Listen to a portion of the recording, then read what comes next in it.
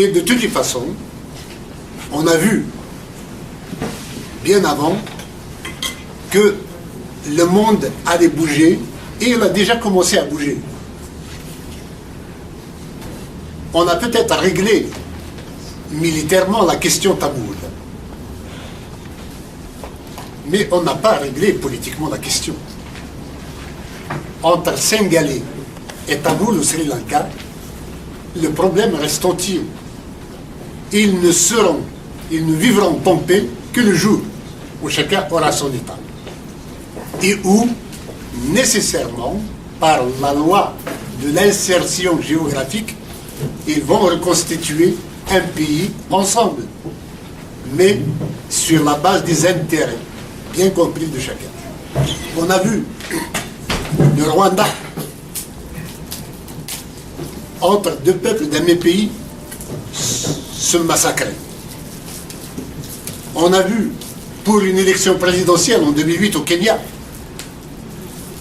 le pays presque coupé en deux. On a vu la Somalie, où il y a plusieurs peuples, n'existait plus.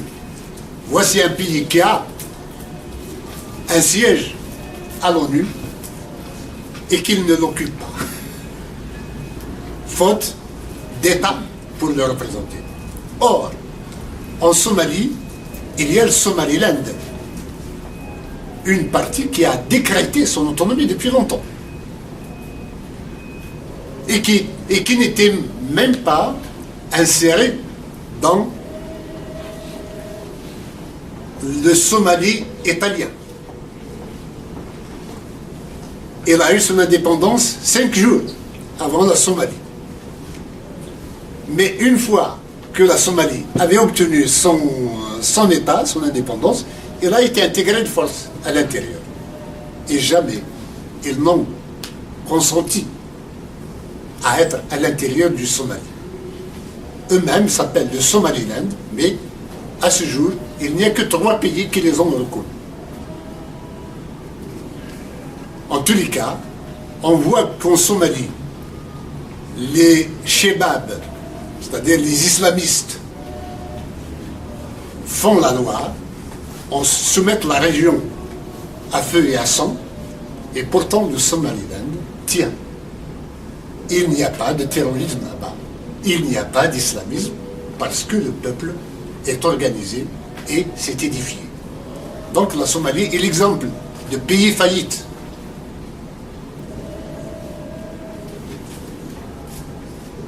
On a vu aussi, avec l'Afghanistan, que malgré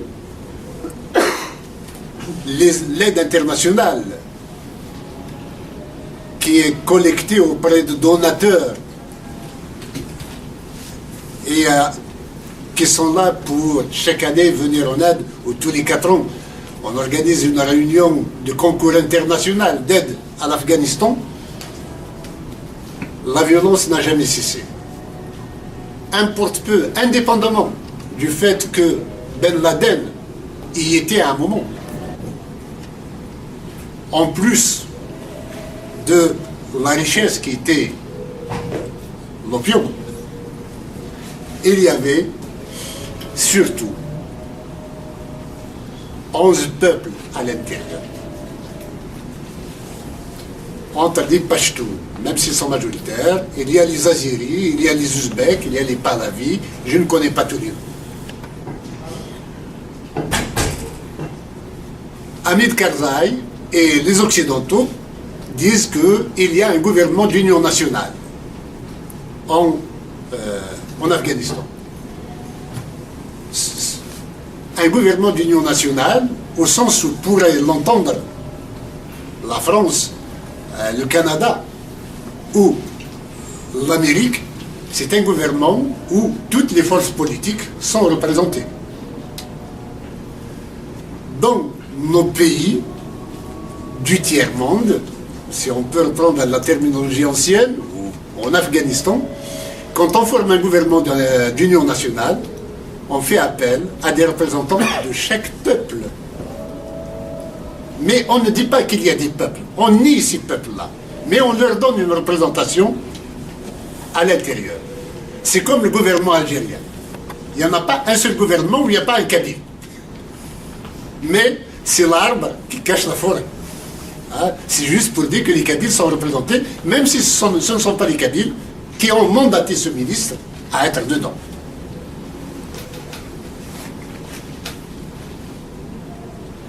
Par ailleurs,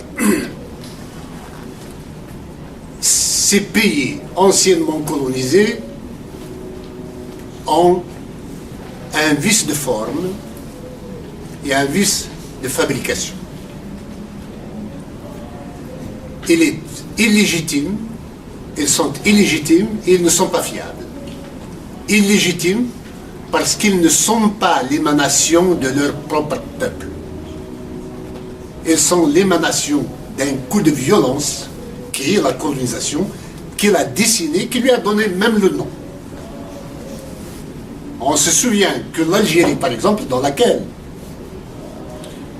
nous avons été, à laquelle nous avons été annexés en tant que Kabyles, c'est le général, le ministre de la guerre qui s'appelait Schneider, qui avait décrété le 14 novembre 1839 que les territoires qu'on appelle de temps en temps les possessions de la France en Algérie, en Afrique du Nord, je ne sais pas moi, où l'Algérie s'appelle désormais l'Algérie. Le nom a été donné par la France. Et ce n'est pas des Jazaïr comme des Arabes ou autres, c'est parce qu'il y avait une ville qui s'appelait Alger et on a étendu le nom du pays, le nom de la ville au pays. Comme Tunis, on l'a étendu à la Tunisie, Alger à l'Algérie. Et probablement Marrakech au Maroc. Mais ça, il faudra peut-être des linguistes pour nous le dire. En tout état de cause, la Kabylie était indépendante au moment où la France avait créé l'Algérie. C'était en 1839. Et ce n'est que 20 ans plus tard que la Kabylie fut conquise. Donc, le fait que ces États ne soient pas l'émanation de leur propre peuple sont frappés de nullité sur le plan juridique. Ils ont un vice de fabrication. Vous savez, quand vous connaissez ici, vous êtes dans le monde occidental, quand il y a une usine qui travaille, c'est fabrique des pièces, une pièce qui a un vice de fabrication, on l'appelle comment? Un déchet. Ce sont des pays déchets, parce qu'ils ne peuvent pas vivre. Hein? On peut peut-être les forcer pour fonctionner d'une certaine façon, mais très mal. La machine chauffe et ça produit des accidents nécessaires. Donc ces pays ne sont pas viables, en plus du fait qu'ils ne sont pas légitimes.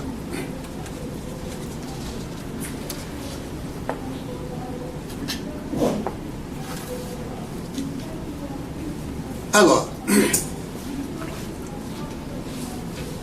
la colonisation, donc, était la pierre angulaire de la mondialisation. L'objectif était uniquement d'intégrer l'ensemble des territoires de la Terre au système marchand européen. qu'on l'appelle capitaliste ou autre, ce n'est pas un problème. En tout état de cause, la colonisation a réalisé cet objectif.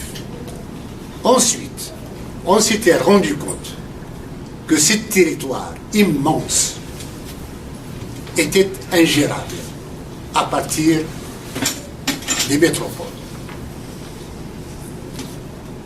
On a éloté, on a fait des frontières pour constituer des États.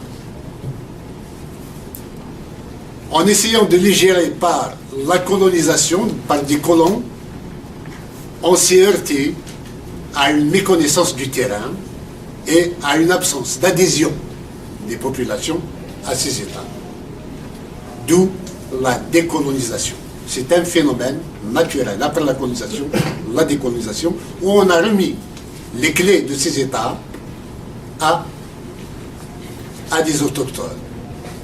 Mais on n'a pas regardé la réalité, comment on a fait ces États-là. Les frontières sont bâclées dans la mesure où les Touaregs, par exemple, se retrouvent coupés en 6 pays. En 1982, nous avons publié la première revue Tefsous, études et débats, dans laquelle un Touareg, un Gavalé, ou je ne me souviens plus de celui qui avait écrit, avait dit ceci: au lendemain des indépendances, ma sœur était au Mali, il était malien, mon père était en Algérie, il était algérien, moi j'étais au Niger, j'étais nigérien, ma sœur était au Burkina Faso, à l'époque c'était la Haute-Volta. Du jour au lendemain, la même famille se retrouvait avec 6 nationalités.